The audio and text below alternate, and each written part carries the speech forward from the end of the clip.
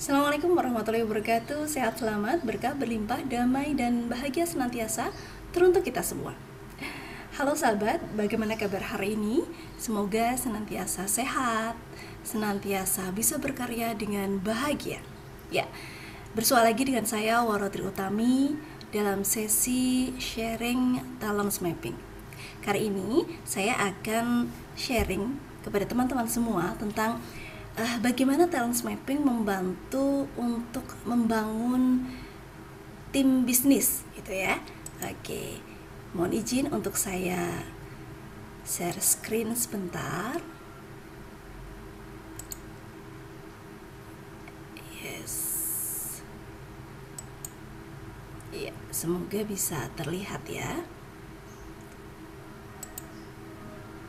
Baik, bagaimana membangun tim bisnis dengan talent mapping? Ini yang akan kita ulas ya. Oke, seperti biasa, tak kenal maka tak sayang. Ini biografi saya. Teman-teman pasti sudah hafal. Warotri Utami, saya domisili di Kota Rembang.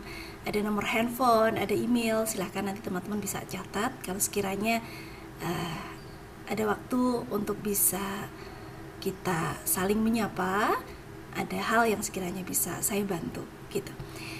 Background pendidikan, saya S2 Kesehatan.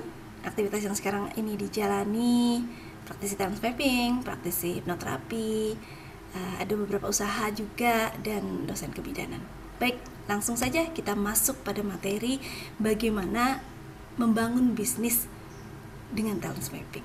Yuk, terkait dengan sumber daya manusia ya, kira-kira menurut teman-teman SDM ini beban atau aset sih?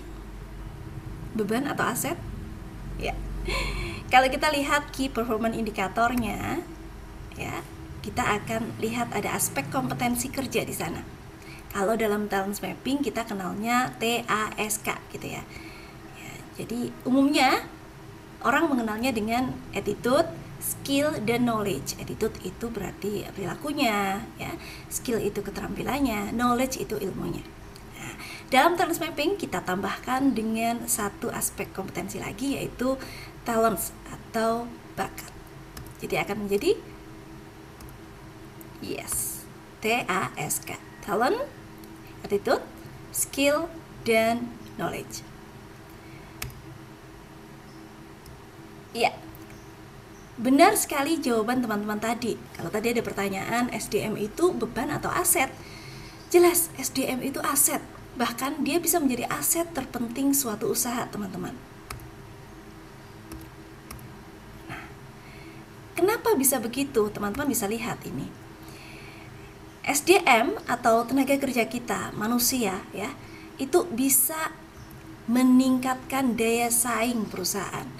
Kalau kita memiliki SDM yang profesional, SDM yang kompeten, maka di mata orang ya, perusahaan kita, usaha kita itu adalah usaha yang profesional, usaha yang bonafit. Hal ini meningkatkan daya saing perusahaan kita. Yang kedua, SDM yang tepat ya, merupakan aset penting karena dia bisa memberikan inovasi di tempat usaha kita. Inovasi itu penting dalam sebuah usaha ya, karena dari inovasi kita mampu untuk bergerak menjadi lebih maju, semakin maju, dan menjadi maju dari hari per harinya. Kalau kita terjebak pada rutinitas, pada aktivitas, pada produk-produk yang sudah ada tanpa inovasi, sejatinya kita hanya jalan di tempat yang nantinya akan membawa perusahaan kita menjadi semakin turun dan menghilang. Seperti itu. Jadi kita perlu inovasi. Dan SDM yang tepat bisa berkontribusi memberikan inovasi di tempat usaha kita. Yang ketiga, dia menjaga citra perusahaan. SDM yang tepat adalah SDM yang memiliki value sama dengan tempat dia bekerja, dengan tempat usaha kita. Karena dia memiliki value yang sama, maka dalam aktivitas kesehariannya, dalam aktivitas-aktivitasnya, tidak akan melakukan sesuatu yang memalukan, yang opposite, yang berlawanan dengan value-value perusahaan. Nah, hal-hal seperti ini artinya SDM tersebut menjaga citra perusahaan di mata orang lain. Karena biasanya orang itu akan melihat tempat usaha kita dari manusia-manusia yang bekerja di dalamnya. Baik, ini yang menjadikan bahwa SDM itu sejatinya adalah aset yang penting. Nah, pertanyaannya adalah SDM yang seperti apa? Tentu saja adalah SDM yang tepat. Nah, yang tepat itu seperti apa? Kita lihat ini. Ada ilustrasi bagus. Pertama, get the right people on the bus and the wrong people off the bus. Untuk menemukan SDM yang tepat, maka yang kita masukkan dalam tempat usaha kita, bus di sini dalam artian adalah tempat usaha gitu ya, adalah orang-orang yang tepat saja. Bukan orang yang salah. Orang yang tepat artinya orang yang kita butuhkan. Kedua, get the right people in the right seats on the bus. Kalau mereka yang kita butuhkan sudah masuk, posisikan mereka pada tempat yang sesuai. Ya. Yang sesuai itu yang bagaimana? Yang sesuai dengan kemampuannya, yang sesuai dengan kelebihannya. Ketiga, kalau hanya orang yang tepat yang berada di dalam bis, kalau orang-orang tersebut sudah duduk di tempat-tempat yang sesuai, baru kemudian perusahaan ini bisa melaju, dijalankan ke arah yang tepat, the right direction. Bagaimana kita bisa melakukan itu, gitu ya? Nah, bukan manajemen, bukan juga training, ya. Karena ternyata manajemen atau training, ya, kalau kita misalnya itu melakukan kesalahan, gitu ya, mengoreksinya itu butuh uang yang lebih besar. Selection is the key. Jadi saat kita melakukan rekrutmen, seleksi, ini adalah hal yang paling penting untuk membangun tim bisnis. Nah, ini job fitnya, ya. Individual strength, trainable learning areas, ya, personal weakness, ya. Winning formulanya, individual strength mencapai 80%. Ya. Nah, ini terkait the right man on the right place tadi, ya. Hanya orang-orang yang tepat yang bisa masuk ke perusahaan, orang-orang yang sesuai dengan inti-inti perusahaan, gitu ya, nilai-nilai inti perusahaan. Orang yang tepat yang bahkan kita tidak perlu mengaturnya dengan ketat, gitu ya. Orang yang tepat yang mengerti bahwa mereka tidak punya pekerjaan, yang mereka punya adalah, yang mereka dapatkan adalah tanggung jawab, ya. Jadi bukan melakukan karena terpaksa. Orang yang tepat memenuhi komitmen mereka. Orang yang tepat akan antusias melakukan pekerjaan-pekerjaan mereka. Orang yang tepat menunjukkan kematangan jendela dan cermin. Apa-apa yang dia lakukan ini dilakukan dengan penuh tanggung jawab. Nah, ini ada di buku How the Mighty Fall, ya, Jim Collins. Nah, ini core value-nya, ya. Core value-nya ada di sini. Ada keuangan, personalia, penjualan, pelayanan, perencanaan, ya, teknik. Nah, tahapannya ini, teman-teman. Jadi ada 3 tahapan untuk kita bisa membangun tim bisnis. Yang pertama, sebelum proses penerimaan, sebelum rekrutmen. Yang kedua, proses rekrutmennya, dan setelah proses rekrutmen. Ya, kita menuju ke yang pertama. Sebelum proses rekrutmen, apa yang perlu diperhatikan oleh owner? Pertama, pastikan perusahaan sudah memiliki budaya perusahaan, values, goal, practice. Sudah punya nilai-nilai yang memang dipegang oleh sebuah perusahaan. Ya. Yang kedua, tentukan posisi apa yang dibutuhkan, sekaligus tupoksinya, job desk-nya, kriteria SDM yang tepat untuk memenuhi posisi tersebut. Nah, kita harus punya ini dulu. Budaya perusahaan punya, oh ternyata kita adalah perusahaan yang value-nya adalah memuliakan manusia, gitu. Ya, ingin agar manusia itu beradab misalnya. Ya, monggo, masing-masing bisa berbeda. Atau budaya value-nya adalah nilai-nilai baik, hal-hal yang baik masing-masing bisa berbeda. Tentukan posisinya, apa yang dibutuhkan, posisi apa yang dibutuhkan, pekerjaannya nanti apa, dan kira-kira kriteria SDM seperti apa yang bisa memenuhi kriteria posisi tersebut gitu. Itu sudah punya listnya dulu. Kedua, proses penerimaan atau rekrutmen ya. Pilih orang yang tepat ya. Jangan lupa bagaimana cara memilih orang yang tepat ini ya. Kadang kita itu mencari tahu mencari SDM dari orang yang kita tidak kenal ya. Itu tidak mengapa selama dia memiliki kriteria yang tepat ya. Tapi akan bagus juga kalau kita mencari orang yang di lingkup terdekat kita dan dia memiliki kriteria yang sesuai ya. Paling tidak kita sudah kenal, selama kita bisa profesional ya dalam rekrutmen tersebut, dalam proses pelaksanaan kerja nanti. Atau kita bisa mencari tahu, misalnya kita itu perusahaannya baru ya, belum punya nama, jadi belum banyak orang yang mau mendaftar, melakukan lamaran, mengajukan lamaran. Kita bisa minta tolong orang yang kita kenal, yang dia memang profesional ya, kita percaya orangnya bertanggung jawab untuk merekomendasikan orang yang dia kenal yang sesuai dengan apa yang kita butuhkan. Oke. Ya, seperti itu. Lakukan interaktif interview.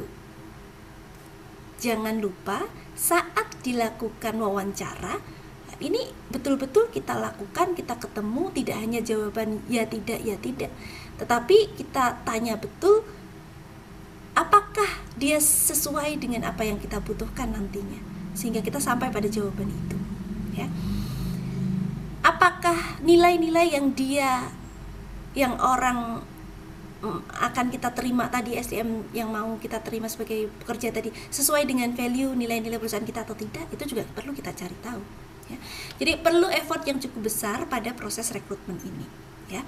Akan bagus sekali kalau sekiranya kita menggunakan tools ya, menggunakan tools yang tepat untuk bisa tahu, oh ini orang yang tepat tidak sih untuk posisi yang kita butuhkan. Jangan lupa ceritakan visi misi usaha kita. Visi misi usaha kita, kalau orang tersebut ternyata memiliki value, visi misi sama, maka dia akan jauh lebih tertarik untuk memilih perusahaan kita sebagai tempat dia meniti karir ya. Ini untuk orang-orang yang tepat akan bagus sekali. Oke, bagaimana setelah proses penerimaan? Setelah proses penerimaan, ya sistem yang dipakai, pilih micromanagement atau otonomi ya. Pilih yang serba diatur atau diberi kebebasan ya. Jangan lupa owner itu adalah contoh, utamanya contoh terkait value, terkait budaya kerja. Jadi mereka itu melihat kita, bagaimana kita bekerja ya. Kalau kita jam 7, mereka pasti akan ikut gitu. Adakan aktivitas team building, ini pun penting. Untuk apa? Untuk men-charge, untuk mengisi bahan bakar motivasi semangat kerja. Monef selalu dilakukan ya, agar kita kalau sekiranya ternyata itu ada kesalahan, kalau sekiranya ternyata ada karyawan yang toksik, itu kita bisa ketahui sejak awal mungkin. Dan kalau sudah ketahui, langsung cut. Jangan ragu-ragu untuk terus menerima dia seterusnya di tempat usaha kita yang nantinya dia akan menggerogoti SDM yang lain. Jangan, langsung cut. Jangan ragu, kalau memang dia ini toksik, langsung keluarkan gitu. Nah, karena kalau nanti dia itu lama berada di lingkup kita, dia akan toksik. Nah, dan ini nanti akan membutuhkan biaya yang sangat besar memperbaiki budaya kerja yang sudah toksik ini. Karenanya ini yang perlu menjadi perhatian. Hire slow, fire fast. Saat kita rekrutmen itu jangan terburu-buru ya. Slow saja, betul-betul cari tahu bahwa ini adalah orang yang tepat. Tapi saat terjadi kesalahan, segera fire fast ya. Segera PHK, segera pindahkan dia di tempat yang lain, segera cut off ya.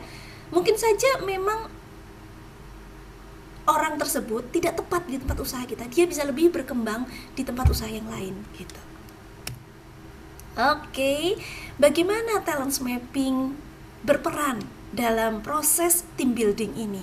Perannya di sini. Jadi talent mapping itu bisa menjadi cermin, bisa memotret bakat, potensi, kekuatan diri dari SDM kita, sehingga kita lebih mudah untuk bisa menempatkan mereka, untuk bisa menilai mereka bahwa mereka ini benar orang yang tepat yang kita butuhkan atau tidak. Kalau memang iya, maka kita bisa tempatkan mereka di posisi-posisi yang sesuai. Sesuai dengan apa? Sesuai dengan value kebutuhan kita dan sesuai dengan fadilah mereka, bakat-bakat mereka, keutamaan-keutamaan, kelebihan-kelebihan yang mereka miliki. Ini fungsi talent mapping di saat kita building teamwork gitu ya, membangun tim kerja. Oke. Nah, karena seperti ini teman-teman. Jadi orang kalau yang asal kerja nantinya ya dia hanya orientasinya gaji saja. Ya, inginnya libur-libur terus ya. Harapannya kalau kita itu sudah bisa mengetahui potensi bakat SDM kita menempatkan mereka ada di tempat yang tepat sesuai dengan bakat dan potensi itu, maka nanti akan sampai pada motivasi kerja di fase panggilan. Mereka bekerja karena mereka memahami ini adalah perintah Allah. Mereka bekerja karena mereka paham mereka adalah utusan Allah. Mereka ingin memberi manfaat pada orang lain, pada hal yang mereka bisa, pada hal yang mereka itu suka, pada hal yang mereka saat melakukannya itu bagus, earning happy. Harapannya mereka aktif, ingin tugas lagi, ingin achieve yang lebih lagi, ingin aktivitas yang bisa memajukan, memberikan manfaat pada orang lebih lagi, seperti itu. Nah, ini yang dimaksud tadi bakat syakila gitu. Pola pikir, perasaan, tindakan yang alami muncul berulang dapat digunakan untuk menghasilkan produktivitas. Nah, talent mapping memetakan itu. Nah, ini tanda bakat, nagih ya. Nagih, cepat paham, mengalir, puas saat melakukan, dan terlihat unggul sejak pertama. Oke, nah ini nantinya harapannya bakat itu yang awalnya dia itu potensi kekuatan, karena terus diasah maka akan menjadi kekuatan yang menyebabkan orang tersebut memiliki kompetensi yang menyenangkan, ya, melakukan pekerjaan dengan kompeten dan menyenangkan. Oke. Nah, ini Gallup ya, kita lihat. Kalau sudah nanti kita tahu, kita mengidentifikasi kekuatan SDM kita bisa menempatkan mereka di tempat yang tepat, kita memiliki pimpinan-pimpinan di perusahaan kita, orang-orang yang memang dia sesuai, profesional, kompeten ya, akan muncul engage employee ya. Dia merasa perusahaan itu terkoneksi dengan dirinya. Ya, tidak hanya sebagai karyawan, tapi dia merasa ini pun mewakili diri saya gitu. Kalau sudah muncul ini engage employee, maka akan muncul engage customer, dan tentu ini terus akan menyebabkan sustainable growth dari perusahaan kita, profit meningkat, dan tentu saja akan meningkatkan nilai perusahaan kita di mata orang lain, dan perusahaan kita akan semakin maju. Oke. Nah, ini teman-teman nanti bisa lihat di temabakat.com, berbayar ya tentu saja. Kalau teman-teman nanti tertarik, nanti bisa lihat di sana, akses di sana SDM-nya. Kalau mau lihat hasilnya, nanti bisa menghubungi saya ya. Nanti kontak saya, nanti saya beri informasi yang lebih lengkap terkait bagaimana cara untuk akses SDM teman-teman menggunakan link temabakat.com ini. Baik, saya kira demikian. Sekali lagi, untuk maju fokus pada kekuatan dan siasati keterbatasan. Terima kasih teman-teman, semoga usaha teman-teman semakin maju, semakin sukses, dan kita mencapai puncak bersama-sama. Fokus pada kekuatan, siasati keterbatasan. Assalamualaikum warahmatullahi wabarakatuh. Terima kasih.